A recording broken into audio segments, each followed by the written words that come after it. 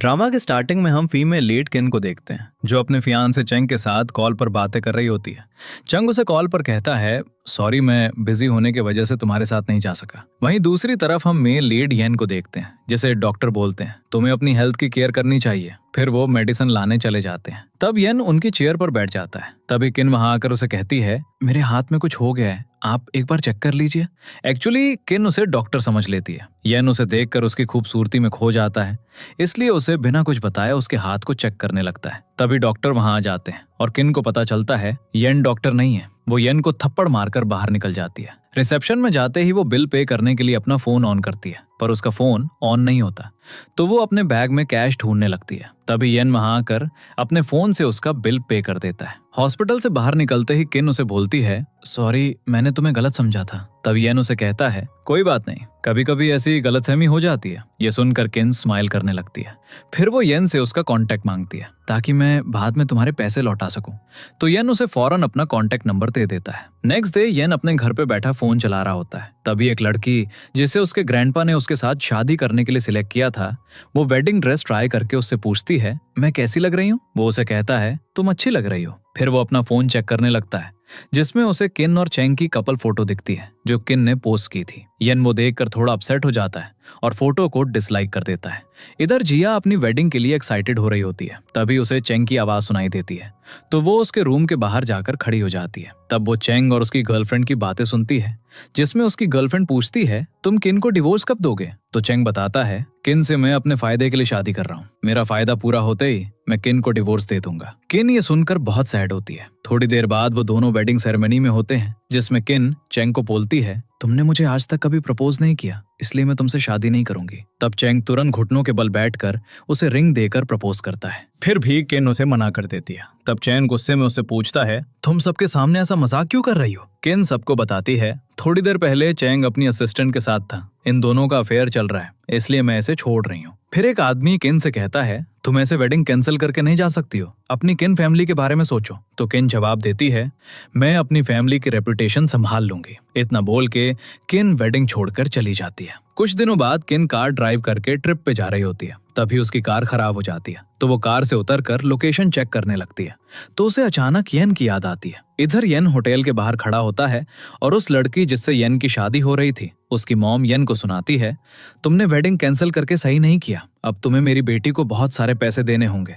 इतने में हमें एक पास्ट का सीन दिखता है जिसमें येन अपने ग्रैंडपा से कहता है, मुझे फैमिली बिजनेस नहीं करना है। तो उसके ग्रैंडपा उसे डांटते हुए बोलते हैं, तुम्हें एक अच्छी लड़की ढूंढकर जल्दी शादी करनी होगी, नहीं तो तुम्हें हमारा फैमिली ग्रुप संभालना होगा। पास्ट का सीन एंड होता है और वो लड़की अपने पेरेंट्स के साथ वहां से चली जाती है। उसके बाद येन को किन का कॉल आता है। वो उसे बताती है, मैं तुम्हारे विलेज के आसपास ही फंस गई हूँ, क्या तुम मेरी हेल्प के लिए आ सकते हो। येन उसके कॉल से हैप्पी होता है और उसे लोकेशन सेंड करने को कहता है। थोड़ी देर बाद येन उसके पास पहुंचता है और उसके कार में बैठकर जाता है। फिर वो किन को कार में बैठने को बोलता है और उसके फ्रेंड्स किम और फेंग कार को पुश करते हैं जिससे कार स्टार्ट हो जाती है। इसके बाद येन किन से पूछता है, तुम्हारा बॉयफ्रेंड कैसा है। तो किन उसे बताती है, मैंने उससे ब्रेकअप कर लिया। ये सुनकर येन शॉक्ड हो जाता है और उससे पूछता है, तुम्हारी तो शादी होने वाली थी ना। किन शॉक्ड होकर पूछती है, तुम्हें ये सब कैसे पेटर्न चला। तब येन जवाब देता है, मैंने पोस्ट में देखा था। तो किन कहती है, अब हमारे बीच कुछ नहीं रहा, मैंने सब खत्म कर दिया है। ये सुनकर येन खुश होता है।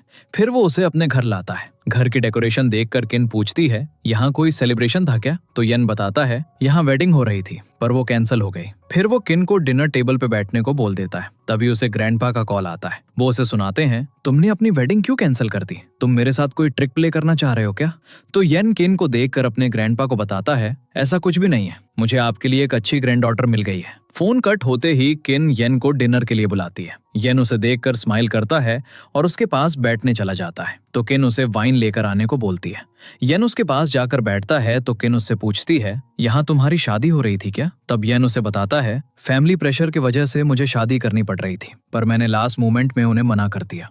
थोड़ी देर बाद दोनों ड्रंक होकर रूम में बैठ जाते हैं। तब किन नशे में येन से कहती है, मेरा इतना पुराना रिलेशनशिप था फिर भी मैंने फैमिली की वजह से कोई प्रेशर नहीं लिया और चेंग के साथ अपनी वेडिंग कैंसिल कर दी। तुम्हें भी अपने दिल की सुननी चाहिए। तब यन भी नशे में बोलता है, मैं भी अपने मन का करना चाहता हूँ, तुम मेरा साथ देना।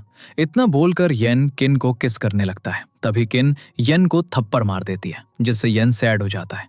फिर किन उसे किस करने लगती है और दोनों नाइट स्पेंड कर लेते हैं। नेक्स्ट मॉर्निंग किन खुद को यन के बेड में देखकर शॉक्ड हो जाती है। यन के रूम में आते ही वो उसे बोलती है, सॉरी, मैं लास्ट नाइट बहुत ड्रंक थी, इसलिए ऐसा हो गया। तो यन उसे कहता है, तुम खुद को ब्लेम मत करो। इतने में किन उसे कहती है, तुम रूम से बाहर जाओ, मैंने ड्रेस चेंज करनी है। कुछ देर बाद चिन यन के पास जाती है। तब यन उसे बोलता है, मैंने तुम्हारे लिए ब्रेकफास्ट बनाया है। तो चिन उसे बताती है, मैं ब्रेकफास्ट करके यहाँ से चली जाऊंगी। इतना बोलकर वो नीचे जाने लगती है। तब यन उसे रोककर मन में सोचने लगता है, ये मेरे लिए फील नहीं करती है, तो मुझे इसके साथ कोई जबरदस्ती नहीं करनी चाहिए। इसके बाद चिन नीचे जाकर वॉक करने लगती है। तभी वहां वो लेडी जिया आती है, जिससे यन की शादी होने वाली थी। वो चिन के ऊपर चिल्लाती है, तुम इस घर में क्या कर रही हो? इतना बोलकर वो चिन को मारने के लिए आगे बढ़ती है, लेकिन यन वहां आकर चिन को प्रोटेक्ट कर लेता है और जिया से पूछता है, तुम यहाँ वापस क्यों आई हो? जिया उसे बोलती है, सॉरी, मेरी फैमिली ने तुम्हारे साथ अच्छे से बिहेव नहीं किया, चलो हम दोनों शादी कर लेते हैं। पर यन उसे मना करता है। तो वो गुस्से में कहती है, इस लड़की ने तुम्हें फंसा लिया है ना, इसलिए तुम मुझे मना कर रहे हो। इतना बोलकर जिया डंडा उठाकर चिन पर अटैक करने की कोशिश करती है। यन अपना हाथ आगे करके चिन को प्रोटेक्ट कर लेता है और गुस्से में जिया को सुनाता है, तुमने इसे फिर से हार्म पहुंचाने की कोशिश की तो मैं तुम्हें नहीं छोड़ूंगा। यन की वार्निंग से जिया डर जाती है और वहां से चली जाती है। फिर वो दोनों ब्रेकफास्ट करने जाते हैं। तब चिन उसे कहती है, थैंक्स, तुमने मेरी हेल्प की, मैं अब थोड़ी देर में निकल जाऊंगी। तो यन उससे पूछता है, तुम मुझसे डर तो नहीं रही हो ना? चिन उसे बोलती है, ऐसी बात नहीं है, मैं यहाँ रुक नहीं सकती हूँ, इसलिए मुझे जाना होगा। फिर यन सैड होकर उसे रुकने को कहता है। थोड़ी देर बाद जिया के फैमिली मेंबर्स यन के पास आते हैं। जिया का ब्रदर हाओ यन को बोलता है, हम लोग तुम्हें ब्लेम नहीं करेंगे, हमें पता है उस लड़की ने तुम्हें अपने जाल में फंसा लिया है। ये सुनते ही यन उसे थप्पड़ मार देता है और कहता है, कोई भी चिन के अगेंस्ट कुछ नहीं बोलेगा, तुम लोग यहाँ से जाओ, नहीं तो तुम्हें इसके लिए पे करना होगा। हाओ गुस्से में कहता है, मैं इतनी आसानी से तुम्हें जाने नहीं दूंगा, मैं तुम्हें बहुत परेशान करूंगा। इतना बोलकर वो लोग वहां से चले जाते हैं। फिर किम और फैंग उन्हें चिल्लाकर बोलते हैं, जो करना है कर लो, हम लोग तुमसे डरते नहीं। चिन ये सब विंडो से देख रही होती है। यन के रूम में आते ही चिन शांति से सोफा पे बैठ जाती है। यन वहां आकर चिन से पूछता है, तुमने मेरे प्रपोजल के बारे में क्या सोचा? तब चिन उसे जवाब देती है, मैं अभी अभी एक रिलेशनशिप से बाहर आई हूँ, इतनी जल्दी मैं दूसरे रिलेशनशिप में जाने के लिए रेडी नहीं हूँ। तो यन उसे कहता है, मैं तुम्हारे आंसर का वेट करूंगा, तुम्हारा जो भी आंसर होगा मैं उसकी रिस्पेक्ट करूंगा। कुछ देर बाद चिन को उसके ब्रदर झाओ का कॉल आता है। वो उसे बताता है, चेंग तुम्हें ढूंढने के लिए रोज घर आता है। चिन कहती है, वो पागल हो गया है। तब झाओ उसे समझाता है, तुम फिक्र मत करो, तुम अपनी ट्रिप एंजॉय करो, मैं चेंग को संभाल लूंगा। तभी यन उसके कान को टच करता है, जिससे चिन डर कर फोन कट कर देती है और यन से पूछती है, तुम ये क्या कर रहे हो? तब यन उसे कहता है, कल रात मैंने तुम्हारे कान में कुछ लगा देखा था, इसलिए मैं उसे साफ कर रहा था। ये सुनते ही चिन यन के मुंह पे हाथ रखकर उसे चुप कराती है और उसे बोलती है, तुम लास्ट नाइट के बारे में बात मत करना अब। फिर यन उसे कहता है, तुम यहाँ कुछ दिन रुक जाओ, मैं तुम्हारा गाइड बनूंगा और तुम्हें विलेज में घुमाऊंगा। उसके बाद दोनों एक दूसरे को देखकर स्माइल करने लगते हैं। थोड़ी देर बाद वो लोग विलेज में घूमने निकलते हैं, जहाँ यन ऑरेंज तोड़कर चिन को देता है। चिन उसे कहती है, तुम भी इसे खाओ। तब यन उसे बोलता है, मेरे हाथ गंदे हैं। ये सुनकर चिन उसे अपने हाथों से खिलाती है, जिससे यन की हार्ट बीट तेज हो जाती है और वो प्यार से चिन को देखने लगता है। फिर यन चिन को अपनी मॉम के घर लेकर जाता है। वहां पहुंचते ही चिन घबराकर यन को बोलती है, तुम मुझे अपनी मॉम के पास लेकर क्यों आ गए? तो यन स्माइल करते हुए अपनी मॉम को बुलाता है और उन्हें चिन से मिलाता है। यन की मॉम चिन के साथ बैठती हैं। तब चिन उनकी तारीफ करती है, आपकी ड्रेस बहुत अच्छी है। तो मॉम मुस्कुराकर चिन से कहती है, तुम मेरा यहीं वेट करो, मैं कुछ फ्रूट्स और वेजिटेबल्स तोड़ कर आती हूँ। फिर यन चिन को बोलता है, तुम भी हमारे साथ चलो, तुम्हें अच्छा लगेगा। उसके बाद वो लोग वेजिटेबल तोड़ने चले जाते हैं, जहाँ यन चिन को फ्रूट खाने को देता है। चिन मजे लेकर फ्रूट खाती है। तभी एक बच्ची आकर यन से फ्रूट मांगती है। यन उसे फ्रूट दे देता है और वो यन के मॉम के पास चली जाती है। तब चिन के पूछने पर यन उसे बताता है, ये हमारे रिलेटिव की डॉटर रुई है, पर ये हमारे साथ ही रहती है। फिर चिन बोलती है, रुई बहुत स्वीट थी। ये सुनकर यन चिन को चिढ़ाता है, तुम्हें बच्चे पसंद है तो हमारे भी इतने ही क्यूट बेबीज होंगे। चिन ये सुनकर ब्लश करने लगती है और यन को चुप रहने को बोलकर आगे जाने लगती है। आगे जाते ही उसका पैर मुड़ जाता है और वो गिरने लगती है।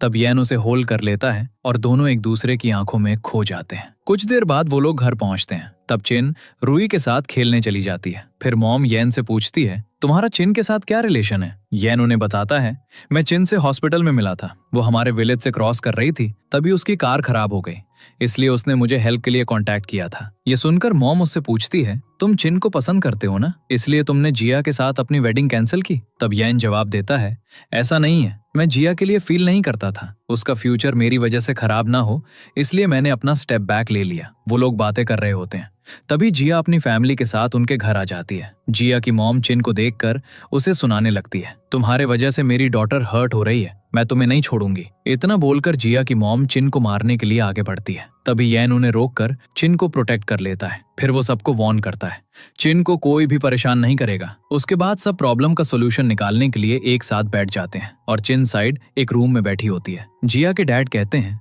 सॉरी, हमें गुस्से में उस दिन वेडिंग छोड़कर नहीं जाना चाहिए था। अब पुरानी बातों को भूल जाओ और दोनों शादी कर लो। पर येन उनकी बात नहीं मानता और बोलता है, मैंने अपनी मर्जी से वेडिंग कैंसिल की थी, अब मैं जिया से शादी नहीं कर सकता हूँ। येन का क्लियर आंसर सुनकर जिया के डैड सबको लेकर वहां से चले जाते हैं। फिर जिया येन को बोलती है, मुझे तुमसे अकेले में कुछ बातें करनी है। येन उसे कहता है, तुम्हें जो बोलना है तुम यहीं बोलो। इतना बोलकर येन चिन को देखने लगता है तो जिया गुस्से में चिल्लाती है, तुम्हारे वजह से ये सब हो रहा है। उसके बाद दोनों घर के बाहर जाते हैं। जिया येन को टच करने की कोशिश करती है, पर येन पीछे होकर उसे कहता है, तुम्हें जो कहना है दूर से कहो। जिया उसे फोर्स करते हुए कहने लगती है, तुम मुझसे शादी कर लो, मैं तुम्हें बहुत लाइक करती हूँ। यांग उसे मना कर देता है और उसे वहां से जाने को बोलता है। जिया गुस्से में वहां से चली जाती है। इधर घर में रूई किन से पूछती है, आप यान अंकल की न्यू वाइफ हो ना? किन शर्माते हुए ना बोलने लगती है। फिर मॉम रूई को बाहर खेलने भेज देती है। उसके बाद मॉम किन से कहने लगती है, तुम रूई की बातों का बुरा मत मानना। तो किन उन्हें बोलती है,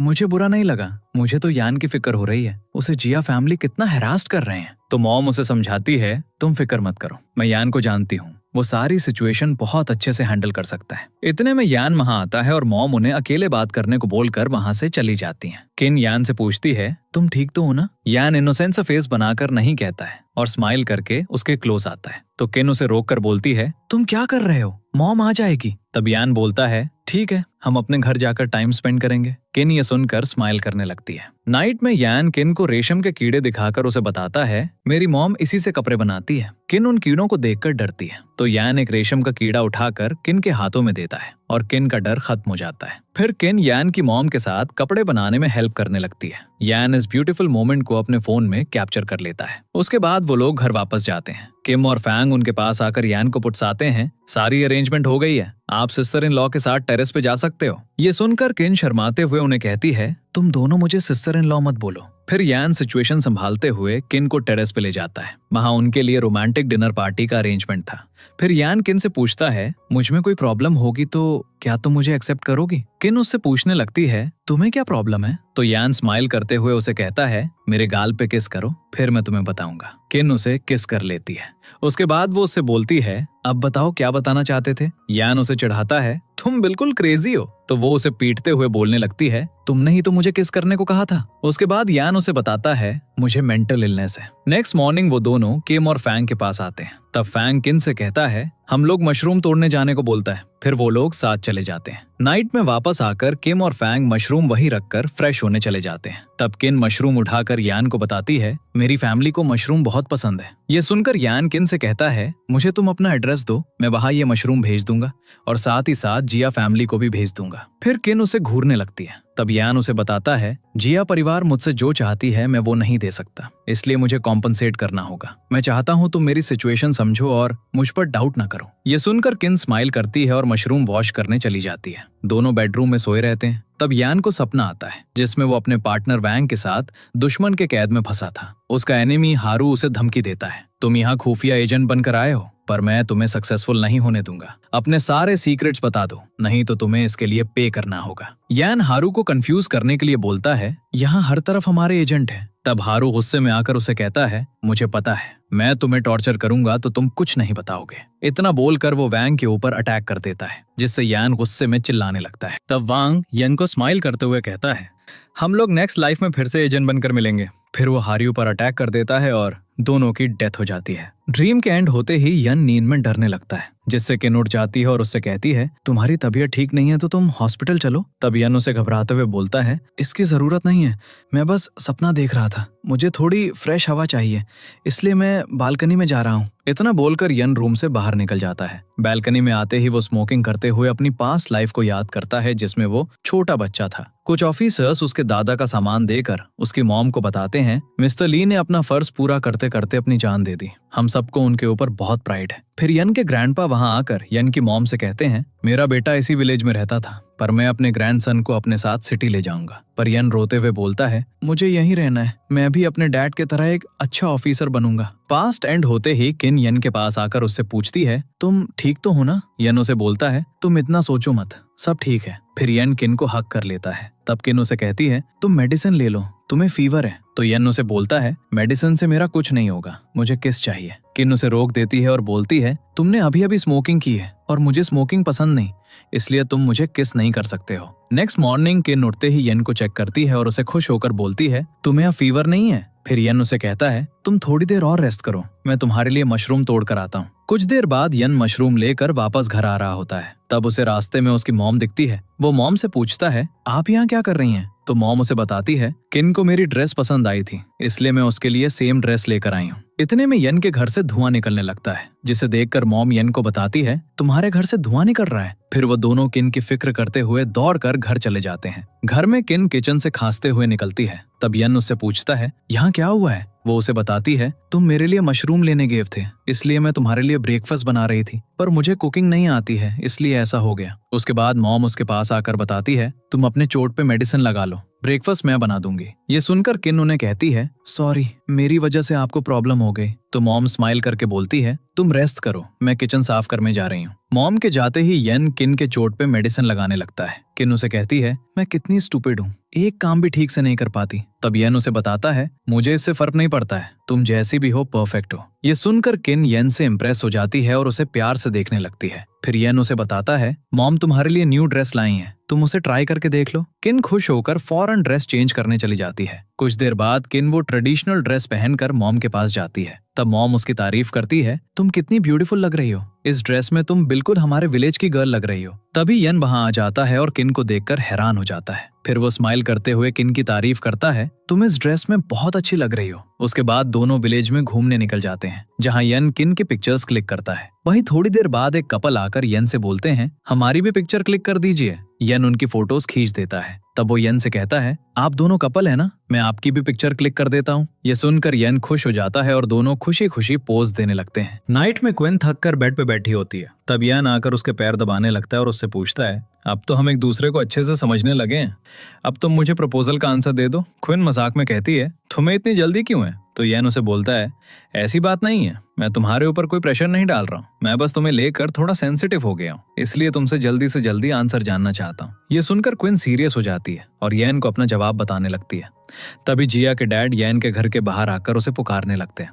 वो दोनों फौरन बाहर निकल जाते हैं और यन डैड से पूछता है क्या हो गया, आप इतने परेशान क्यों हैं? तब जिया के डैड यन को बताते हैं जिया ने खुद को चोट पहुंचाई है, तुम जल्दी मेरे साथ चलो। वो लोग तुरंत जिया के पास चले जाते हैं, जहां जिया की मम क्विन को देखते ही उस पर चिल्लाने लगती हैं और उसे धमकी देती हैं अगर जिया को कुछ भी हुआ तो मैं तुम्हें नहीं छोड़ूंगी। फिर जिया की आंटी एक झाड़ उठाकर क्विन को मारने आती है।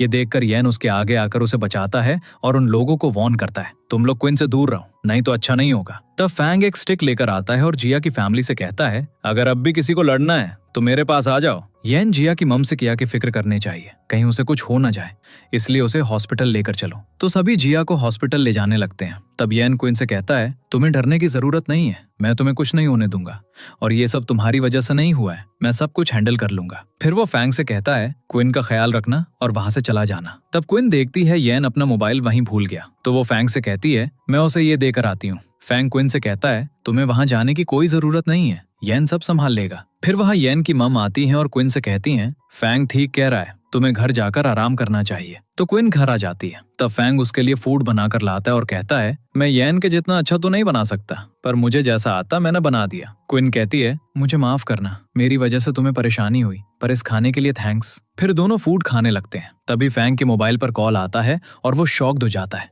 ये देखकर क्विन उससे पूछती है क्या हुआ? फैंग बताता है मेरी बहन के स्कूल में उसे कोई परेशान कर रहा है। तो क्विन कहती है तब तो तुम्हें वहां जाना चाहिए। फैंग कहता है लेकिन मैंने यन से वादा किया है कि मैं तुम्हारे साथ रहूंगा। क्विन कहती है कोई बात नहीं, मैं अकेले रह लूंगी और तुम अपना काम खत्म करके आना, क्योंकि तुम्हारी बहन अभी छोटी है इसलिए उसके पास जाओ। फैंग बोलता है ठीक है, लेकिन मेरे जाने के बाद तुम दरवाजा अच्छे से बंद कर लेना और ऊपर चली जाना। थोड़ी देर बाद क्विन के पास येन की नैनी आती है और उसे अपने बारे में बात कर वहीं बैठ जाती है। तो क्विन पूछती है आप यहाँ क्यों आई हैं? नैनी बोलती है मैंने येन को बचपन से देखा है, इसलिए मैं तुम्हें समझाने आई हूँ। तुम यहाँ से चली जाओ, ये घर तुम्हारे लिए ठीक नहीं है। ये सुनकर क्वीन गुस्से में कहती है आपको ये सब बोलने की जरूरत नहीं है, अगर कोई काम नहीं है तो यहाँ से चली जाएं। तो नैनी मुंह बिगाड़ते हुए वहां से चली जाती है। तब क्वीन सोचती है मुझे बस येन का इंतजार है, एक बार वो आ जाए। इसके बाद झाओ चिन को कॉल करके बताता है मैं अपनी ट्रिप से वापस आ गया हूँ और मैं तुमसे मिलना चाहता हूँ, तुम मुझे अपना लोकेशन भेज दो। ये जानकर चिन परेशान हो जाती है और झाओ से कहती है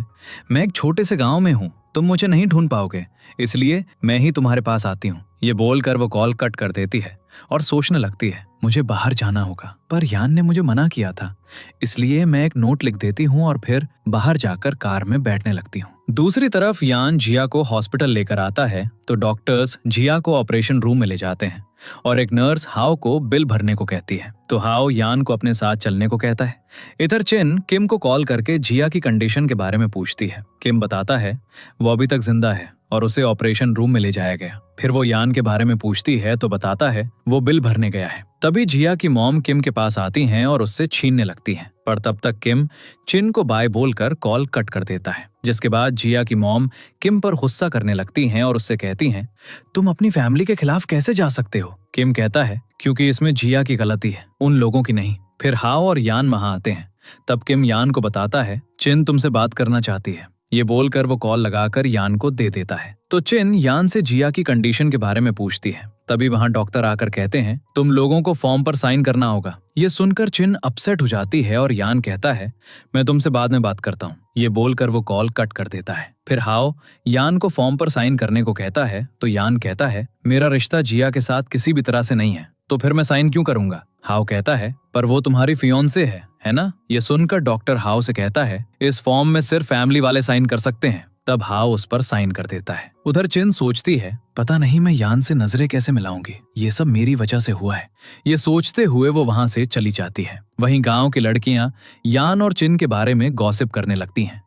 जिया उन दोनों के पीछे पड़ी है, वो उन्हें अलग करना चाहती है। फिर एक लड़की जिसका नाम मिंग और वो भी यान से शादी करना चाहती है। मिंग उनसे कहती है मुझे लगता है चिन और यान परफेक्ट कपल है। तभी वहां मिंग की मॉम आती हैं और उसे पीटने लगती हैं। फिर कहती हैं अगर तुम अच्छा नहीं बोल सकती तो अपना मुंह बंद रखो, तुम तो खुद भी यान से शादी करना चाहती हो ना, जिसके लिए मेरे पास एक अच्छा आइडिया है। ये बोलकर वो मिंग के कान में अपना आइडिया बताती हैं, जिसे सुनकर मिंग कहती है हम ये नहीं कर सकते। मॉम बोलती हैं हमें किसी भी तरह से चिन को यहाँ से भगाना होगा। फिर मिंग अपने मॉम के साथ यान के घर आती है और चिन को ढूंढने लगती है। तभी उन्हें वहां चिन का लिखा एक नोट रखा मिलता है, जिसमें लिखा होता है मैं अपने भाई से मिलने जा रही हूँ और मैं यान को लाइक करती हूँ। ये पढ़ के मिंग की मॉम कहती हैं हमें इस नोट को यहाँ से हटाना होगा, इसलिए वो उस नोट को जला देती हैं। फिर मॉम मिंग से कहती हैं जाकर वाई को बुला कर लाओ, जो उस गांव से कॉलेज में पढ़ने वाली लड़की होती है। इसी दौरान मिंग की मॉम यान के मोबाइल से चिन का नंबर डिलीट करती हैं और चिन को ब्लॉक कर देती हैं। फिर मिंग वाई को लेकर वहां आती है। तब मिंग की मॉम वाई से कहती हैं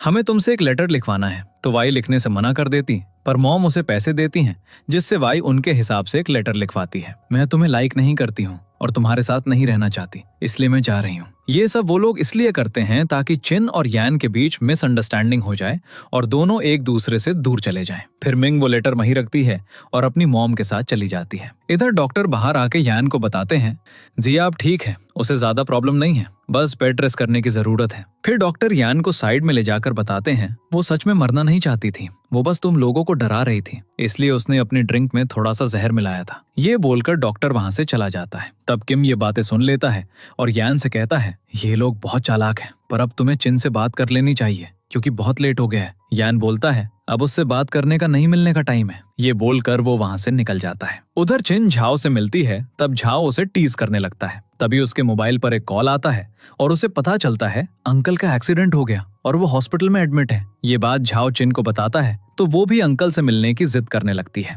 तो झाओ कहता है ठीक है मेरे साथ चलो। फिर वो लोग फ्लाइट में बैठकर सिटी पहुंचते हैं। फिर हॉस्पिटल जाते हुए चिन यान को कॉल्स करने और मैसेज करने की कोशिश करती है, पर उसका कॉल नहीं लगता, जिससे वो परेशान हो जाती है। फिर वो सोचने लगती है यान की सिचुएशन ही ऐसी होगी कि उसने मेरा नंबर ब्लॉक कर दिया क्योंकि जिया की मॉम उसे परेशान कर रही होंगी। चिन को परेशान देखकर झाओ उससे पूछता है, तुम्हें क्या हुआ? वो कहती है, मैं ट्रैवल करके थक गई हूँ, शायद मुझे रेस्ट की जरूरत है। झाओ कहता है, ठीक है, तुम पहले घर चली जाओ, हम बाद में हॉस्पिटल जाएंगे। नेक्स्ट सीन में यान अपने घर पहुंचता है और चिन को ढूंढने लगता है। तब वो वहां अपना फोन और एक लेटर पड़ा मिलता है, जिसे पढ़ के वो कहता है, तुम मेरे साथ ऐसा नहीं कर सकती। फिर वो जल्दी से अपना मोबाइल उठाता है और देखता है उसे चिन का नंबर और चैट आईडी भी नहीं है। तब वो सोचता है, क्या ये चिन खुद करके गई है ताकि मैं उससे कांटेक्ट ना कर पाऊं? ये सब सोचकर वो बहुत अपसेट हो जाता है और रोने लगता है। थोड़ी देर बाद यान की मॉम उसे कॉल करके चिन के बारे में पूछती है, तो यान कहता है, वो ठीक है, पर वो यहाँ से चली गई है। मॉम कहती है, गाँव में सभी गॉसिप कर रहे हैं, इसलिए बेहतर यही है कि वो कुछ दिन यहाँ से दूर रहें। ये हम दोनों के रिलेशन के लिए अच्छा है, बाकी तुम्हारा अपना डिसीजन है, मैं हर हाल में तुम्हें सपोर्ट करूंगी। तब यान पूछता है, क्या मेरे जाने के बाद चिन से कोई मिलने आया था? मॉम बोलती है, नहीं, मैंने वहां किसी को आते नहीं देखा था। फिर वो चिन की बातों को याद करता है, जहां वो उसे कुछ बताते बताते रुक जाती है। तो यान सोचता है, शायद चिन मुझे यही बताना चाहती थी कि वो मुझे लाइक नहीं करती है। दूसरी तरफ झाओ चिन को लेकर हॉस्पिटल जाता है और अंकल से मिलता है। तब चिन परेशान होकर उनसे पूछती है, अचानक से आपका एक्सीडेंट कैसे हो गया? अंकल बोलते हैं, क्योंकि मेरी उम्र हो गई है, पर तुम्हें परेशान होने की जरूरत नहीं है, मैं अब ठीक हूँ और मैं जानता हूँ कि तुम मुझसे गुस्सा नहीं हो। चिन कहती है, हाँ ये सच है, मैं आपसे जरा भी गुस्सा नहीं हूँ। अंकल बोलते हैं, मैं तुमसे एक बात कहना चाहता हूँ, अगर तुम्हें चेंग पसंद नहीं है तो तुम खुद को फोर्स मत करो, तुम वही करो जो तुम्हारा दिल करता है। इसके बाद चिन यान को भूलने की कोशिश करती है और अंकल के साथ टाइम स्पेंड करने लगती है और खुद को बिजी रखती है ताकि वो यान को भूल सके। इधर यान अपने ग्रैंडपा से मिलने काउंटी आता है। तब उसके ग्रैंडपा उससे मिलके बहुत खुश हो जाते हैं और उसे लंच करने बोलते हैं। तब फूड खाते हुए ग्रैंडपा पूछते हैं, मैंने सुना है तुम किसी को डेट कर रहे थे? यान कहता है, पर हमारा ब्रेकअप हो गया है, वो मुझे छोड़ के चली गई। ग्रैंडपा बोलते हैं, कोई बात नहीं, मैं तुम्हारे लिए अच्छी पार्टनर ढूंढूंगा। ये सुनकर यान कहता है, लेकिन मैं आज भी उससे प्यार करता हूँ और मुझे वही चाहिए। ग्रैंडपा बोलते हैं, तो क्या उसने तुम्हें कहा कि वो तुम्हें लाइक नहीं करती है? फिर ग्रैंडपा उसे खड़ा होने को बोलते हैं और कहते हैं, तुम्हारी सेहत बिल्कुल ठीक है, तुम चल फिर सकते हो, इसलिए तुम्हें खुद उसके पास जाकर पूछना चाहिए कि वो क्या चाहती है। ये सुनकर यान स्माइल करने लगता है और वहां से चला जाता है। फिर वो बाहर जाता है और वहां चिन की कार देखता है, जिसे देखकर वो समझ जाता है वो वापस आ गई है। इसलिए यान सर्विसमैन के पास जाकर पूछने लगता है, ये कार किसकी है, ताकि मैं पूरा सेटिस्फाइड हो जाऊं। पर सर्विसमैन कहता है, हम तुम्हें अपने कस्टमर के बारे में इंफॉर्मेशन नहीं दे सकते। तो यान खुद उससे नाम पूछने लगता है और चिन के नाम पर सर्विसमैन कुछ नहीं कहता। तब वो पूरा सेटिस्फाइड हो जाता है, चिन यही है, इसलिए वो उसे ढूंढने लगता है। उधर चिन बाजार में घूमते हुए यान को याद करने लगती है। तभी वो एक छोटी सी बच्ची को देखती है जो फूल बेच रही होती है। तो चिन उससे 2 फूल खरीद के पे करने लगती है, पर उसके मोबाइल में नेटवर्क नहीं होता। तो वो बच्ची को सॉरी बोलकर फूल वापस देने लगती है। तभी वह यान आकर उस बच्ची को पे करता है और चिन को देखने लगता है। तब दोनों की आई कांटेक्ट होती है। इसके बाद हम देखते हैं कि चेंग अपने फ्रेंड के साथ चिन के डिस्ट्रीब्यूट आता है और वहां छुप कर चोरी करने का प्लान बनाता है। तभी वहां चिन और यान आते हैं। तो चिन यान से कहती है, तुम मेरा पीछा क्यों कर रहे हो? क्या तुम्हें नहीं पता हमारा ब्रेकअप हो गया है? यान बोलता है, तुम क्या चाहती हो, मैं तुम्हें अकेले छोड़ दूं? और हमारा ब्रेकअप कैसे हो सकता है जब तुमने अब तक मुझे जवाब ही नहीं दिया? चिन गुस्से में कहती है, इतना सब होने के बाद भी तुम्हें जवाब चाहिए? यान बोलता है, हाँ, क्योंकि मेरे लिए तुम्हारा जवाब बहुत इंपॉर्टेंट है। चिन कहती है, ये सब तुमने मुझे ब्लॉक करने से पहले क्यों नहीं सोचा? ना ही तुमने मुझे एक बार भी कॉल किया, इसलिए अब यहाँ से चले जाओ। तभी चिन की वहां पड़े एक आदमी पर नजर जाती है, जिससे वो हैरान हो जाती है। तो यान कहता है, शायद ये आदमी ड्रंक है, इसलिए यहाँ बेहोश हो गया। चिन कहती है, मैं अभी कॉन्ट्रैक्टर से बात करके इसे यहाँ से भेजवाती हूँ। ये बोलकर वो अंदर जाने लगती है। तो यान भी उसके पीछे जाता है और कहता है, मैं भी अंदर आकर देखना चाहता हूँ, यहाँ तुम्हें कोई खतरा तो नहीं है? ये बोलकर वो जबरदस्ती अंदर आ जाता है। तभी यान की नजर कॉरिडोर पर जाती है जो खुला हुआ होता है और वहां पर किसी के पांव के निशान होते हैं। ये देखकर वो चिन से कहता है, जब तुम बाहर जाती हो तो तुम्हें दरवाजा बंद करके जाना चाहिए। वहां देखो, कोई तुम्हारे घर में आ गया है। वो निशान देखकर चिन डरने लगती है। तो यान उसका हाथ पकड़ के कहता है, तुम्हें डरने की जरूरत नहीं है, मैं तुम्हारे साथ हूँ। फिर दोनों चिन के रूम में जाते हैं और देखते हैं कि वहां सब कुछ बिखरा पड़ा होता है। तब चेंग एक पर्दे के पीछे छुप जाता है। तो यान पर्दा हटाकर उसे निकालता है और पीटने लगता है। चेंग कहता है, मैं यहाँ चिन को देखने आया था क्योंकि वो मेरी फियांसे है। यान बोलता है, पर मैं उसका बॉयफ्रेंड हूँ, इसलिए अब तुम्हें मुझसे कौन बचाएगा? चेंग कहता है, मैं यहाँ चोरी करने नहीं आया हूँ। ये सुनकर चिन अपना रूम देखती है और चेंग को पीटने लगती है। थोड़ी देर के बाद वहां पुलिस आती है और चैंग को साथ ले जाने लगती है। तब चैंग कहता है, इन लोगों को मिसअंडरस्टैंडिंग हुई है, मैं कोई चोर नहीं हूँ। पर फिर भी पुलिस उसे ले जाती है। इसके बाद चिन अपना सामान चेक करने लगती है तो येन पूछता है, ठीक से देख लो, कहीं कुछ गायब तो नहीं है। ये सुनकर चिन कहती है, अब सब ठीक है, तुम यहाँ से चले जाओ। ये सुनकर येन उसे किस करने लगता है तो चिन उसे खुद से अलग करके कहती है, जब तुमने मेरे लेटर का जवाब नहीं दिया तो अब यहाँ क्यों आए हो? तुमने मेरा नंबर भी ब्लॉक कर दिया। येन बोलता है, मुझे तुम्हारा लेटर मिला ही नहीं, और मुझे जो लेटर मिला उसमें लिखा था कि तुम मुझसे ब्रेकअप करना चाहती हो, पर मुझे शुरू से पता था वो तुमने नहीं लिखा। शायद ये सब किसी और का काम है, इसलिए अब तुम मुझसे कन्फेस कर सकती हो। ये सुनकर चिन उसे मारते हुए बोलती है, मैं कुछ नहीं करना चाहती हूँ। येन बोलता है, ठीक है, मैं ही कन्फेस करता हूँ। फिर वो उसे अपनी गर्लफ्रेंड बनने के लिए प्रपोज करता है। चिन ब्लश करते हुए बोलती है, मुझे नहीं बनना। तब येन उसे किस करने लगता है और दोनों नाइट स्पेंड करते हैं। तब जाकर दोनों के बीच मिसअंडरस्टैंडिंग खत्म हो जाती है और वो दोनों फिर से कपल बनते हैं। नेक्स्ट मॉर्निंग चिन येन के साथ जा रही होती है। तब चिन नोटिस करती है येन बहुत अलग लग रहा होता है। तो वो उससे पूछती है, तुम ठीक हो ना? येन बोलता है, मैं सिटी से हमेशा दूर रहा हूँ और इसलिए मैं यहाँ अनकंफर्टेबल फील कर रहा हूँ। ये सुनकर चिन स्माइल करते हुए अपना हाथ आगे करती है। तब येन उसका हाथ पकड़ लेता है और चिन उससे कहती है, अब मैं तुम्हारे साथ हूँ, तुम्हें डरने की जरूरत नहीं है। फिर वो दोनों जाने लगते हैं। तभी वहां एक गुंडा एक लड़की को पकड़कर उसके गले पर चाकू रख देता है, जिसे देखकर सभी डरने लगते हैं और वहीं पुलिस उस गुंडे से कहते हैं, उस लड़की को छोड़ दो। पर वो गुंडा कहता है, अगर तुम में से कोई आगे आया तो मैं इस लड़की को मार दूंगा। ये सब देखकर येन चुपके से उस गुंडे के पीछे जाता है और उससे चाकू छीनकर उसे पीटने लगता है। तब पुलिस उस गुंडे को पकड़ लेता है और सभी येन के लिए तालियां बजाते हैं। ये देखकर चिन बहुत खुश हो जाती है और येन की फोटोज लेने लगती है। तभी येन अपने हाथ में कट देख लेता है और उसे हेलुसिनेशन होने लगता है। सब लोग मेरी तरफ बढ़ रहे हैं, जिससे वो बहुत डरने लगता है और एक आदमी को धक्का दे देता है। ये देखकर चिन जल्दी से उसके पास आती है और उसे संभालने लगती है। चिन को देखकर येन कहता है, यहाँ से चलो। तभी वो बेहोश हो जाता है। इसके बाद चिन येन को हॉस्पिटल ले जाती है और डॉक्टर से उसकी हालत के बारे में पूछती है। डॉक्टर उसे बताते हैं, येन का शरीर बिल्कुल ठीक है, पर उसे एक ऐसी बीमारी है जिससे वो इतना परेशान हो जाता है और उसे हेलुसिनेशन होने लगती है। ये सुनकर चिन परेशान हो जाती है और पूछती है, येन के लिए कौन सा ट्रीटमेंट है? डॉक्टर बोलता है, इसकी ट्रीटमेंट यहाँ नहीं हो सकती है क्योंकि हमारे हॉस्पिटल में वो सारी फैसिलिटीज नहीं है। तभी वहाँ डॉक्टर कैंग आकर उस डॉक्टर को बताते हैं, येन मेरा फ्रेंड है, मैं इस मैटर से डील कर लेता हूँ। ये सुन के वो डॉक्टर चला जाता है और कांग चिन से पूछता है, क्या तुम्हें मैं याद हूँ? चिन बोलती है, हाँ, हम इमरजेंसी रूम में मिले थे। फिर कांग खुद को इंट्रोड्यूस करता है और उसे बताता है, मैं यान का फ्रेंड हूँ, और चिन से उसके और यान के रिलेशनशिप के बारे में पूछता है। चिन बोलती है, मैं यान की गर्लफ्रेंड हूँ। इसके बाद दोनों यान के रूम में जाते हैं। वहाँ कांग चिन को यान की पूरी कंडीशन के बारे में बता देता है और कहता है,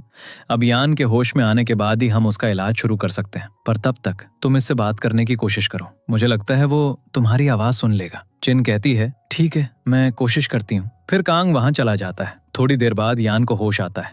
तब चिन बैठने में उसकी मदद करती है। यान बोलता है, मुझे माफ करना, मेरी वजह से तुम डर गई और मैंने तुमसे अपनी बीमारी को छुपाया। चिन बोलती है, कोई बात नहीं, मुझे डॉक्टर कांग ने सब कुछ बता दिया है और मुझे पता चल गया है, इसलिए तुम्हें बुरे सपने आते हैं। यान बोलता है, पर अब मैं रिकवरी कर रहा हूँ और अब तुम्हें ऐसे अटैक भी नहीं आ रहे हैं, ये सब तुम्हारी वजह से हुआ है। फिर कहता है, मुझे बचाने में मेरे साथी वांग की डेथ हो गई, उसने मेरे लिए खुद को कुर्बान कर दिया था, तब से मेरा ये हाल है, पर मैं अपनी पूरी कोशिश कर रहा हूँ कि मैं पहले जैसा नॉर्मल हो सकूं। चिन कहती है, कोई बात नहीं, तुम्हें इतना परेशान होने की जरूरत नहीं है, जो हुआ उसमें तुम्हारी कोई गलती नहीं थी, वो सिचुएशन ही ऐसी थी। इसके बाद हम देखते हैं कांग यान को एक फॉर्म देते हुए कहता है, ये तुम्हारी बीमारी का फॉर्म है, इसे फिल कर दो ताकि हम तुम्हारा इलाज शुरू कर पाए। तो यान पूछता है, इसमें कितना टाइम लग जाएगा? कांग बताता है, कम से कम 1 महीने लग जाएंगे और तुम्हें यहीं एडमिट होना होगा।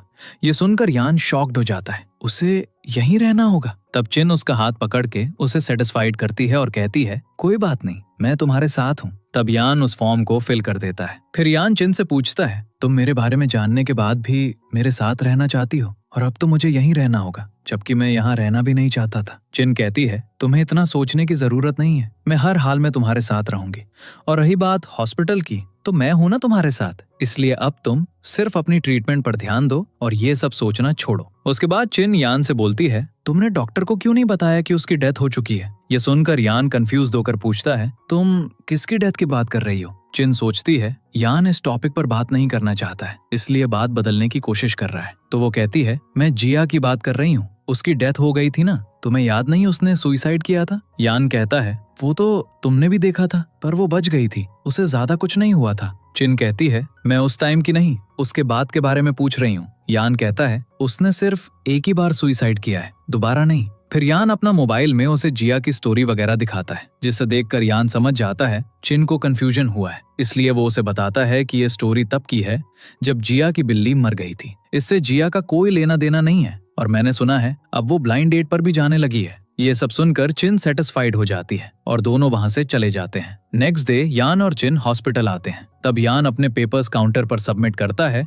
और बिल पे करने के लिए अपना मोबाइल निकालता है। तब चिन जल्दी से बिल पे कर देती है। ये देखकर यान उससे पूछता है, तुमने ये क्यों किया? चिन कहती है, जब मैं हॉस्पिटल में एडमिट थी तो तुमने भी मेरी हेल्प की थी, इसलिए इस बार मेरी बारी थी, इसलिए मैंने तुम्हारा बिल दे दिया। यन कहता है, ये बहुत ज्यादा था। चिन कहती है, कोई बात नहीं, मैं चाहती हूँ कि तुम हॉस्पिटल से आने के बाद एक अच्छे इंसान बन के आओ। यन कहता है, फिर तुम मुझे एक नंबर दो जिसे मैं याद रखूं। तब वो उसे 89757 ये नंबर देती है। तो येन उसे सैल्यूट करते हुए कहता है, मैं इसे याद रखूंगा। फिर येन चिन से पूछता है, तुम इस महीने क्या प्लान कर रही हो? चिन कहती है, मैं ट्रैवल करने का सोच रही हूँ। तो येन उसे ट्रिप के लिए विश करता है और चिन कहती है, मैं भी चाहती हूँ कि तुम जल्दी से ठीक हो जाओ। फिर दोनों स्माइल करते हुए एक दूसरे को देखने लगते हैं। इसके बाद हमें कुछ दिनों बाद का सीन दिखाया जाता है जिसमें येन हॉस्पिटल के ग्राउंड में आता है और बाकी पेशेंट्स को देखता है जो सभी बहुत खुश होते हैं और एंजॉय कर रहे होते हैं। उन्हें देखकर येन एक जगह पर बैठ जाता है। तभी वहां एक बूढ़ा पेशेंट आता है और येन से पूछता है, मैं कौन हूँ? ये बोलकर वो आगे चला जाता है। तब येन कहता है, ये तो सच में बहुत इंटरेस्टिंग है कि मैं कौन हूँ। तभी वहां चिन पेशेंट्स वाले कपड़ों में आकर येन के साथ बैठती है और कहती है, तुम मेरे बॉयफ्रेंड हो। उसे वहां देखकर येन सरप्राइज्ड होता है और पूछता है, तुम यहाँ क्या कर रही हो? चिन कहती है, क्यों, यहाँ आना मना है? येन कहता है, मेरे वाला मतलब नहीं है, पर तुम यहाँ क्यों आई हो? चिन कहती है, क्योंकि मैं बीमार हूँ और डॉक्टर ने मुझे तुम्हारी कमी बताई है। ये बोलते हुए वो येन के क्लोज आती है। तो येन कहता है, मुझे तुम सच में बीमार लग रही हो। फिर दोनों पेशेंट्स को देखने लगते हैं जो डांस कर रहे होते हैं। तब येन चिन से कहता है, क्या तुम भी मेरे साथ डांस करना चाहोगी? ये सुनकर चिन जल्दी से अपना हाथ आगे बढ़ाती है और दोनों डांस करते हुए एंजॉय करने लगते हैं। अब हम देखते हैं कि कंग येन की रिपोर्ट्स चेक करके उन्हें बताता है, अब तुम यहाँ से डिस्चार्ज ले सकते हो, तुम्हारी रिपोर्ट अच्छी है। ये सुनकर दोनों बहुत खुश हो जाते हैं। फिर वो लोग बाहर निकलकर चैन की सांस लेते हैं। तब चिन कहती है, ये हॉस्पिटल बहुत अच्छा है, मुझे लगता है जिया को भी यहीं इलाज करवा लेना चाहिए क्योंकि वो मुझे पागल लगती है। तो येन इमोशनल होकर कहता है, मुझे लगता है मैं तुम्हारी वजह से ठीक हुआ हूँ, इस हॉस्पिटल की वजह से नहीं। चिन कहती है, तब तुम्हें मुझे ट्रीट देनी चाहिए। फिर वो लोग कैफे जाने का सोचते हैं। तभी येन को कॉल आता है और उसे पता चलता है ग्रैंडपा बहुत ज्यादा ड्रिंक कर रहे हैं जो उनकी हेल्थ के लिए ठीक नहीं है। ये सुनकर येन वहां जाने का सोचता है और ये बात वो चिन को बताता है। तो चिन कहती है, ठीक है तुम जाओ, मैं बाद में तुमसे मिलूंगी। येन बोलता है, क्यों ना इसी बहाने तुम भी मेरे साथ चलो, तुम ग्रैंडपा से भी मिल लेना। तभी हाओ चिन को कॉल करके कहता है, तुमने मुझे बताया क्यों नहीं कि तुम्हारे घर पर चोरी हुई थी? अगर मैं यहाँ नहीं आता तो तुम मुझे नहीं बताती है ना। अब मैं तुम्हारे पुराने घर में वेट कर रहा हूँ, जल्दी आओ। ये बोलकर हाओ कॉल कट कर देता है। तो चिन येन को बताती है, हाओ को चोरी के बारे में पता चल गया है, इसलिए मैं तुम्हारे साथ नहीं जा सकती। येन कहता है, ठीक है, मैं तुम्हें ड्रॉप कर देता हूँ। तब चिन उसे बताती है, मैंने अपनी फैमिली को नहीं बताया है कि मैं डेट कर रही हूँ, इसलिए मुझे थोड़ा टाइम दो, फिर मैं तुम्हें उनसे जरूर मिलवाऊंगी। तो येन प्यार से उसके बालों को टच करता है और कहता है, ठीक है, मैं वेट करूंगा। ये सुनकर चिन स्माइल करने लगती है। नेक्स्ट सीन में हम देखते हैं कि येन ग्रैंडपा के पास आता है और हाउसकीपर से पूछता है, इन्होंने कितना ड्रिंक किया है? हाउसकीपर बताता है, ग्रैंडपा ने 2 बॉटल पी है। ये सुनकर वो हाउसकीपर को ड्रिंक की बॉटल ले जाने को कहता है। फिर यान ग्रैंडपा से कहता है, क्या आपको पता नहीं है ड्रिंक करना कितना डेंजरस है, फिर भी आप इतना ड्रिंक कर रहे हैं? ग्रैंडपा बोलते हैं, मुझे पता था अगर मैं ये नहीं करता तो इतनी जल्दी मुझसे मिलने नहीं आते, पर तुम इतनी जल्दी गए आ गए, क्या तुम यही थे? यान बताता है, मैं अपने फ्रेंड के साथ डिनर पर जा रहा था। तो ग्रैंडपा पूछते हैं, वो लड़का था या लड़की? यान कहता है, वो एक लड़की है और मेरी गर्लफ्रेंड भी। ये सुनकर ग्रैंडपा हैप्पी हो जाते हैं और उससे कहते हैं, तब तुम अकेले क्यों आ गए, जाओ और उसे लेकर आओ। यान बताता है, उसे कुछ काम था इसलिए चली गई। फिर ग्रैंडपा कहते हैं, अब तुम्हें अपनी शादी के बारे में सोचना चाहिए, क्योंकि मेरे बाद तुम्हें ही प्रॉपर्टी को संभालना है और मैं अपने ग्रेट ग्रैंड चिल्ड्रन को भी गोद में लेना चाहता हूँ। ये सुनकर यान कहता है, पहले आप मेरी गर्लफ्रेंड से तो मिल लीजिए, फिर ये सब सोचिएगा। ग्रैंडपा बोलते हैं, अब बस तुम दोनों शादी कर लो, मैं रिवर साइड पर तुम्हारे लिए घर ले रहा हूँ। ये सुनकर यान स्माइल करने लगता है और कहता है, मैं आपके लिए चाय लाता हूँ। ग्रैंडपा बोलते हैं, अब हम तुम्हारी शादी की खुशी में ड्रिंक तो कर ही सकते हैं। इसके बाद यान चिन के घर आता है और उसे हक करने की कोशिश करता है, पर वो पीछे हो जाती है और जल्दी से किचन जाकर फूड बनाने लगती है। तब यान उससे कहता है, तुमने तो मुझे ट्रीट देने को कहा था, फिर खुद से कुकिंग क्यों कर रही हो? क्या मैं तुम्हारी कुछ मदद करूं? चिन उसे रोककर कहती है, मैंने सोचा मैं तुम्हें अपनी स्किल्स दिखाऊं, इसलिए मैं डिलीशियस फूड बना रही हूँ। ये सुनकर यान उसके क्लोज आता है और किस करने लगता है। चिन कहती है, रुक जाओ, मुझे खाना तो बनाने दो। तब यान उसे बताता है, मैंने ग्रैंडपा ने हमारी शादी का प्लान बना लिया है और वो हमारे लिए रिवर साइड पर घर ले रहे हैं ताकि हम शादी के बाद वहां रह सकें। ये सुनकर चिन कहती है, तुम्हें पता भी है वो जगह कितने की है? तुम्हारे पास इतना पैसा है? तब यान हेजिटेट करते हुए बोलता है, असल में मैंने तुमसे एक बात छुपाई है, वो जो यान रिचेस फैमिली है ना, वो मेरी ही है। ये जानकर चिन सरप्राइज हो जाती है। नेक्स्ट डे यान चिन को रिवर साइड वाले घर ले जाता है। तब चिन घर देखकर बहुत हैप्पी हो जाती है और यान से कहती है, अब हमें ग्रैंडपा से मिलने जाना चाहिए। यान बोलता है, इतनी भी क्या जल्दी है, पहले हम यहाँ का बेड तो चेक करने। ये बोलकर वो चिन को उठाकर बेडरूम में ले जाता है और उसे किस करने लगता है और फिर दोनों रात बिताते हैं। नेक्स्ट मॉर्निंग चिन उठते ही यान को बुलाती है और उससे टाइम पूछती है। यान उसे बताता है, अभी दोपहर हो रहा है। ये सुनकर चिन शॉक्ड हो जाती है और उसे बताती है, मुझे अंकल से मिलने जाना था, जरूरी काम से। ये बोलकर वो उठने लगती है। तब यान उसे रोककर कहता है, मैंने तुम्हारे फ्रेंड को बता दिया है कि तुम्हारी तबीयत ठीक नहीं है, इसलिए तुम्हें वहां जाने की जरूरत नहीं। चिन कहती है, तुमने मेरे कॉल का जवाब क्यों किया? वो लोग क्या सोचेंगे? यान बोलता है, हम सब अडल्ट्स हैं और वो लोग भी जानते हैं कि एक लड़का और लड़की आपस में प्यार कर सकते हैं, इसलिए तुम्हें और सोना है तो सो जाओ, क्योंकि मैं कैंग से मिलने जा रहा हूँ, उसके बाद मैं तुम्हें पिक करने आऊंगा। फिर यान कैंग के पास जाकर काम के बारे में पूछता है। तब वो यान से कहता है, हम दोनों इतने साल से फ्रेंड्स हैं, फिर भी तुम चिन की वजह से ठीक हुए, ऐसा क्यों? यान बोलता है, क्या तुम मुझे हग और किस कर सकते हो? ये सुनकर कैंग कहता है, तुम ऐसी बातें मत करो, अगर तुम सच में काम ढूंढ रहे हो तो ये बताओ, क्या तुम्हारे पास बाइक का लाइसेंस है? यान कहता है, मेरे पास लाइसेंस है। अब हम देखते हैं कि यान बाइक लेकर चिन के घर आता है और उसे कॉल करके बताता है, मैं आ गया हूँ। तब वहाँ चैंग आकर यान से कहता है, तुम यहाँ क्या कर रहे हो? उसे देखकर चिन पूछती है, तुम जेल से इतनी जल्दी कैसे आ गए? ये सुनकर चैंग गुस्से में कहता है, मैंने पहले ही कहा था, मैंने कुछ भी नहीं चुराया, इसलिए मुझे जेल से आना ही था। फिर यैन से पूछता है, तुम यहाँ क्या कर रहे हो? पर यैन उसे कोई रिस्पॉन्स नहीं देता। तभी वहां चिन आती है और यैन को हक करती है। ये देखकर चैंग शॉक्ड हो जाता है और उनसे पूछता है, क्या तुम दोनों साथ हो? फिर चिन यैन की स्कूटी में पैकेट्स देखकर पूछती है, ये सब क्या है? यैन बताता है, मैंने डिलीवरी का काम शुरू किया है ताकि मैं तुम्हारी मदद कर पाऊं। चिन कहती है, इसकी क्या जरूरत है, मैं हूं ना तुम्हारे खर्चे उठाने के लिए। इनकी बातें सुनकर चैंग चिन से कहता है, तुम्हें और कोई नहीं, ये डिलीवरी बॉय ही मिला। तो चिन उस पर गुस्सा करने लगती है। फिर चैंग उन्हें बताता है, मैंने बहुत लोन लिया है और मेरे पास पैसे नहीं है, तुम लोग मुझे पैसे दे दो, नहीं तो मैं तुम लोगों को यहाँ नहीं जाने दूंगा। वो लोग चैंग को इग्नोर करके जाने लगते हैं तो चैंग उन्हें रोकता है, जिससे चिन उसे मारने लगती है। तो चैंग डर कर पीछे होता है और उनसे रिक्वेस्ट करता है वो उसे पैसे दे दे। तो चिन स्माइल करके कहती है, ठीक है, मैं तुम्हें पैसे देती हूँ। ये बोलकर वो चैन के हाथ में एक नोट रखती है और यैन के साथ बाइक पर बैठकर चली जाती है। इसके बाद चिन यैन के साथ अपने घर आती है। तभी वो देखती है हाउ घर के बाहर मेरा वेट कर रहा होता है। तो चिन उससे पूछती है, तुम यहाँ क्या कर रहे हो? हाउ बोलता है, मुझे तुम्हारी फिक्र हो रही थी, इसलिए मैं तुम्हें देखने आया। फिर वो चिन से यैन के बारे में पूछता है। चिन बताती है, ये मेरा बॉयफ्रेंड है।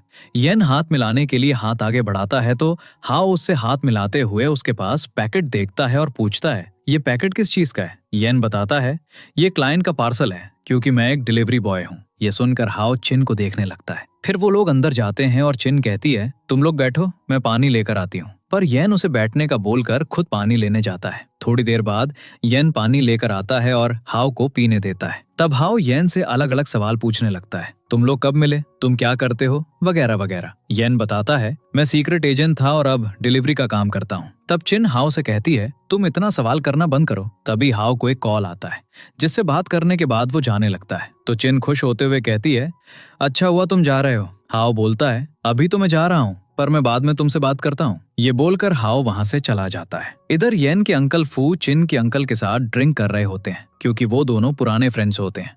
तब अंकल फू उनसे पूछता है, हम इतने सालों बाद मिल रहे हैं, फिर भी तुम्हारा मूड ऑफ लग रहा है, तुम क्यों परेशान हो? अंकल बताते हैं, मेरी भतीजी एक लड़के को डेट कर रही है जो डिलीवरी बॉय है, इसलिए मुझे उसके लिए फिक्र हो रही है। ये सुनकर अंकल फू कहता है, तुम्हारी भतीजी का टेस्ट बहुत खराब है। वो इतने रिच फैमिली से होकर एक डिलीवरी बॉय को कैसे डेट कर सकती है? अंकल बोलते हैं, मैं उसे कुछ नहीं बोल सकता, क्योंकि एक बार पहले भी मैंने उसके मैटर में इंटरफियर किया था। इसलिए इस बार मैं उसके डिसीजन में खुश होना चाहता हूँ, पर मुझे समझ नहीं आ रहा मैं क्या करूँ। ये सुनकर अंकल फू कहते हैं, मेरे पास एक आइडिया है, क्यों ना तुम मेरे भतीजे से चिन को मिलवाओ। अंकल पूछते हैं, वो कौन है और करता क्या है? क्या वो हैंडसम भी है? अंकल फू बताता है, वो बहुत हैंडसम है, बिल्कुल एक हीरो की तरह। रही बात फैमिली की, तो वो बहुत रिचेस्ट फैमिली का है और जल्दी ही सारी प्रॉपर्टी उसकी होने वाली है। तो अंकल कहते हैं, तब तो वो चिन के लिए बिल्कुल ठीक है, हमें कल ही उन्हें डेट के लिए मिलाना होगा। नेक्स्ट डे येन डेट पे जाने के लिए रेडी हो रहा होता, तब वहाँ किन आके उसे हक करती और पूछती है, तुम इतना रेडी होके कहाँ जा रहे हो? क्या किसी के साथ डेट है?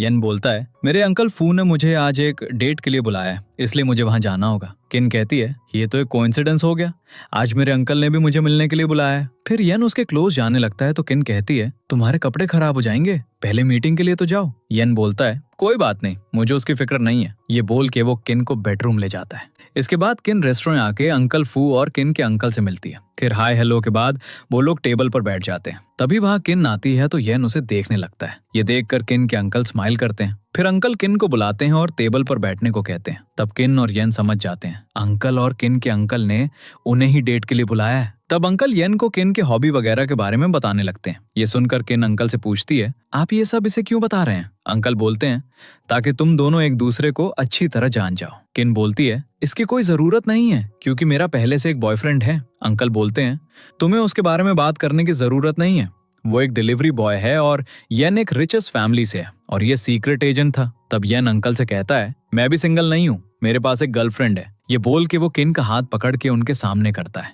जिसे देखकर अंकल शॉक्ड हो जाते हैं और किन मुंह छुपाकर हंसने लगती है। अंकल बोलते हैं, तो तुम दोनों एक दूसरे को पहले से जानते हो? तुम दोनों कब और कहाँ मिले? फिर येन उन्हें अपनी और किन की कहानी बताता है। जब मैं पहली बार सिटी आया था तब किन से मिला था। ये सब सुनने के बाद अंकल बोलते हैं, पर तुम क्या काम करते हो? येन बोलता है, मैं सच में डिलीवरी बॉय हूँ। अंकल बोलते हैं, हमने किन को बहुत अच्छे से पाला है, मैं नहीं चाहता हूँ उसे फ्यूचर में कोई भी कमी हो, इसलिए तुम्हें कोई और काम के बारे में सोचना चाहिए, क्योंकि तुम पूरी जिंदगी ये काम नहीं कर सकते हो। तब अंकल फू कहते हैं, तुम्हें इतना सोचने की जरूरत नहीं है, येन एक रिच फैमिली से है। तो अंकल कहते हैं, हाँ ये बात भी सही है। फिर सभी मिलकर लंच करते हैं। इसके बाद येन किन से कहता है, तुम्हारे अंकल को तुम्हारा टेस्ट पसंद नहीं आया, इसलिए उन्होंने तुम्हारे लिए डेट अरेंज की। किन कहती है, इस मामले में अंकल बिल्कुल सही है, तुम सच में अच्छा टेस्ट नहीं हो बॉयफ्रेंड के लिए। फिर येन उसे टीज करने के लिए बोलता है, वैसे गर्लफ्रेंड बनाने में मेरा टेस्ट भी अच्छा नहीं है, मुझे ग्रैंडपा का वेट करना चाहिए था, शायद वो मेरे लिए अच्छी गर्लफ्रेंड ढूंढ देते। ये सुनकर किन उसे गुदगुदी करने लगती है और दोनों हंसने लगते हैं। नेक्स्ट सीन में हम देखते हैं कि येन किन को ग्रैंडपा के घर लेकर आता है। तब किन बहुत नर्वस हो जाती है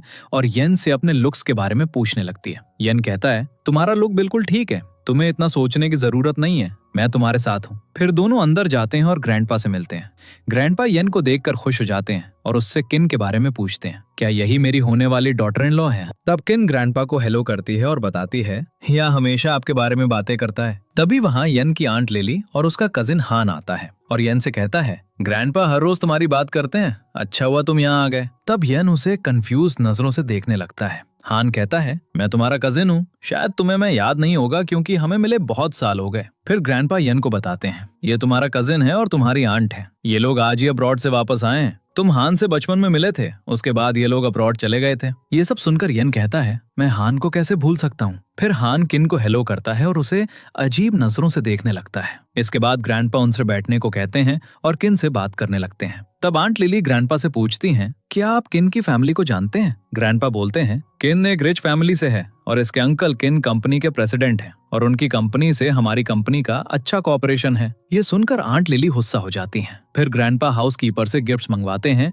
जो उन्होंने किन के लिए मंगवाए होते हैं। फिर ग्रैंडपा किन को गिफ्ट देने लगते हैं पर वो लेने से मना कर देती है। ग्रैंडपा बोलते हैं, जब बड़े कुछ देते हैं तो हमें मना नहीं करना चाहिए, इसलिए इसे ले लो। ये सुनकर किन येन की तरफ देखती है तो येन कहता है, तुम्हें मुझे देखने की जरूरत नहीं है, क्या तुमने ग्रैंडपा की बात नहीं सुनी? तब किन खुश होकर अपना हाथ आगे करती है और गिफ्ट ले लेती है। ये देखकर ग्रैंडपा भी हैप्पी हो जाते हैं। फिर ग्रैंडपा येन से उसके प्लान के बारे में पूछते हैं। येन कहता है, मैं और किन वापस गांव जाने का सोच रहे हैं क्योंकि हम वहाँ खेती करना चाहते हैं। किन कहती है, येन सही कह रहा है, मुझे भी वहाँ जाकर बहुत कुछ सीखना है। तो ग्रैंडपा कहते हैं फिर हमारे बिजनेस का क्या होगा। ये सुनकर हान ग्रैंडपा से कहता है अगर यन का बिजनेस में कोई इंटरेस्ट नहीं है तो आप उसे फोर्स मत कीजिए, नहीं तो वो परेशान हो जाएगा। ये टाइम उसके और किन के लिए खास है, इसलिए हम उसे प्रेशर नहीं दे सकते हैं। तब यन ग्रैंडपा से कहता है किन आपके पास पहली बार आई है, आपको नहीं लगता कि आपको उसे डिलीशियस फूड खिलाना चाहिए। ग्रैंडपा बोलते हैं ठीक है, चलो पहले हम फूड खा लेते हैं, उसके बाद मैं तुमसे डील करूंगा। इधर आंट लिली और हान साइड में बात करने आते हैं। तब हान कहता है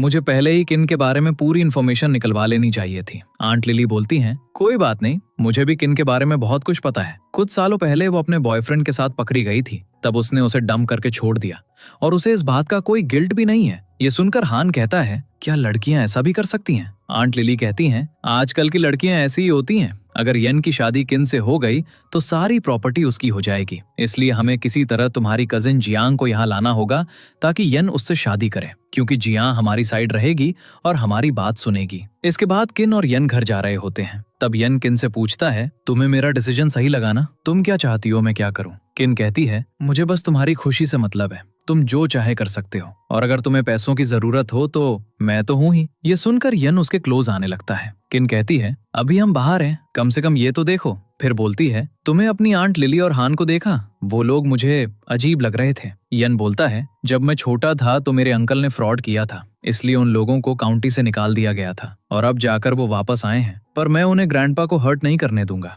वो लोग बिजनेस में आना चाहते थे ताकि प्रॉपर्टी उनकी हो, पर मैं ये सब उनके हाथ नहीं लगने दे सकता। ये सब सुनकर किन कहती है वो लोग क्या सोचते हैं वो उनके चेहरे से ही समझ आ रहा था, इसलिए मुझे नहीं लगता है ग्रैंडपा इतने बेवकूफ हैं कि उनकी बातों में आ जाए। फिर यान उसका हाथ पकड़ के कहता है मेरी जिंदगी में आने के लिए और मुझे संभालने के लिए थैंक्स। किन स्माइल करते हुए कहती है मैं चाहती हूँ तुम हमेशा मेरी जिंदगी में रहो और मेरा ख्याल रखो। ये सुनकर यान बोलता है ये लाइन तो प्रपोज करने के लिए बोलते हैं, तो क्या तुम मुझे शादी के लिए प्रपोज कर रही हो? किन कहती है तो क्या तुम ये नहीं चाहते हो? यान बोलता है तुम्हें ऐसा क्यों लगता है, मैं तो कब से यही चाहता था। तब किन स्माइल करने लगती है।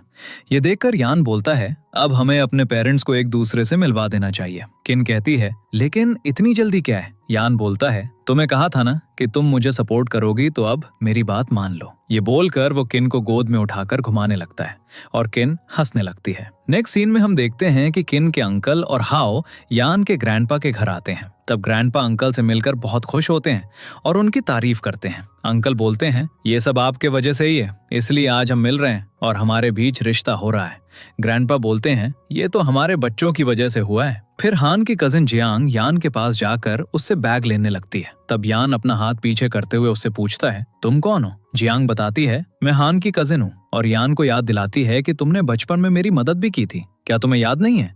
ये सुनकर किन यान से कहती है मुझे नहीं पता था तुम बचपन में इतने अच्छे हो। यान बोलता है मेरी आदत है, मैं छोटे छोटे जानवरों को बचाता हूँ क्योंकि उनकी भी तो जान है। ये सुनकर किन स्माइल करने लगती है और दोनों अंदर चले जाते हैं। ये देखकर जियांग गुस्से में हान से कहती है आखिर ये लोग किस बात पर लिए इतना खुश हो रहे हैं? हान कहता है तुम फिक्र मत करो, ये इनकी आखिरी हंसी है, आज के बाद ये सिर्फ रोएंगे। फिर वो दोनों भी अंदर चले जाते हैं। इसके बाद आंट लिली जियांग से कहती हैं तुम यहाँ पर सबसे यंग हो, इसलिए तुम्हें सबको चाय देनी चाहिए। तब जियांग ड्रग वाली चाय यान को देती है और उससे कहती है बचपन में तुमने मेरी जान बचाई थी, इसलिए थैंक्स। यान कहता है तुम्हें पुरानी बातों को याद करने की जरूरत नहीं है। ये बोलकर वो चाय पीने की एक्टिंग करता है। तब जियांग और आंट लिली एक दूसरे को देखकर स्माइल करने लगते हैं। फिर यान अपने रूम में जाकर छुप जाता है और अपने बदले में दूसरे लड़के को वहां भेज देता है। तभी वहां जियांग आकर सोचती है वो किन है, इसलिए मैं उसके क्लोज जाने लगती हूँ, पर किसी और को देखकर वो डर जाती है। तभी यान ग्रैंडपा को लेकर वहां आता है तो ग्रैंडपा जियांग को किसी और के साथ देखकर गुस्सा करने लगते हैं। तभी हान भी किन को ये बोलकर रूम में लाता है यान किसी और के साथ है। तब किन यान को ग्रैंडपा के पास देखकर उसके पास चली जाती है और आंट लिली ग्रैंडपा से पूछती है यहाँ क्या हो रहा है? ग्रैंडपा आंट लिली से कहते हैं ये बात तुम्हें जियांग से पूछनी चाहिए कि वो यहाँ क्या कर रही थी। तब जियांग जल्दी से आंट लिली के पास जाती है और कहती है मैं जान गई हूँ, इसमें मेरी गलती है। तब हान इस मैटर को कवर करने के लिए जियांग से कहता है तुम्हें ग्रैंडपा से सॉरी कहना चाहिए। तब ग्रैंडपा गुस्से में कहते हैं मैं तुम लोगों को अच्छी तरह जानता हूँ, तुम लोग यहाँ ट्रिक करके यान को फंसाना चाहते थे, पर मुझे तुम लोगों की असलियत पता चल गई है। अब यहाँ से निकल जाओ और दोबारा यहाँ कभी भी मत आना। सुहान और बाकी लोग डर से चले जाते हैं। ये देखकर किन उन पर हंसने लगती है तो यान प्यार से उसे अपने क्लोज करता है। इसके बाद ग्रैंडपा और किन के अंकल चेस खेलने लगते हैं। जिसमें ग्रैंडपा जीत जाते हैं। वहीं यान हाओ के साथ बारबेक्यू बना रहा होता है। तब यान हाओ से कहता है, तुम बैकयार्ड जाकर क्रैकर जलाओ, मैं किन को प्रपोज करने वाला हूँ। ये सुनकर हाओ एक्साइटेड हो जाता है और जल्दी से बैकयार्ड चला जाता है। फिर किन येन के पास आती है, तब वो उसे बताता है, आज मैं तुम्हें क्रैकर्स दिखाने वाला हूँ। ये सुनकर वो बहुत खुश हो जाती है और उससे पूछती है, तुमने ये कब प्लान कर लिया? फिर येन उसे थोड़ा पीछे होने को कहता है। तभी क्रैकर्स जलने लगते हैं, जिसे देखकर किन बच्चों की तरह खुश हो जाती है। फिर येन रिंग निकालकर उसे प्रपोज करता है तो किन एक्साइटेड हो जाती है और अपना हाथ आगे बढ़ाकर कहती है, मैं पूरी जिंदगी तुम्हारे साथ रहना चाहती हूँ। ये सुनकर येन उसे हग कर लेता है और किस करता है। इसके बाद हम देखते हैं कि किन और येन अपने गांव वाले घर में होते हैं। तब ग्रैंडपा येन को कॉल करके कहते हैं, मैंने तुम लोगों से कितनी बार कहा कि मुझे परपोता चाहिए, तुम लोग मेरी बात सुनते क्यों नहीं हो? येन बोलता है, हम उसके लिए पूरी कोशिश कर रहे हैं, उसके अलावा हम और क्या कर सकते हैं? आप फिक्र मत कीजिए, जल्दी ही आपके गोद में आपका परपोता होगा। फिर येन कॉल कट करके किन के पास आता है और उसके पास जो बिल्ली होती है उससे कहता है, तुम बहुत मोटी हो गई हो, इसलिए कम खाना खाया करो। फिर किन बिल्ली को नीचे रख देती है। तब किन उससे पूछती है, ग्रैंडपा क्या बोल रहे थे? येन कहता है, वही पुरानी बात। किन कहती है, हमारी किस्मत कितनी अच्छी है ना, अगर उस दिन हम नहीं मिले होते तो हम साथ नहीं होते। येन बोलता है, जब मैंने तुम्हें पहली बार देखा था तब मेरी दिल की धड़कन तेज हो गई थी, मुझे नहीं लगा हम दोबारा मिलेंगे। ये बोलकर वो किन को किस करने लगता है। फिर दोनों अलग होकर एक दूसरे को हक करते हैं और खेत देखने लगते हैं और इसके साथ ही इस ड्रामा की हैप्पी एंडिंग हो जाती है।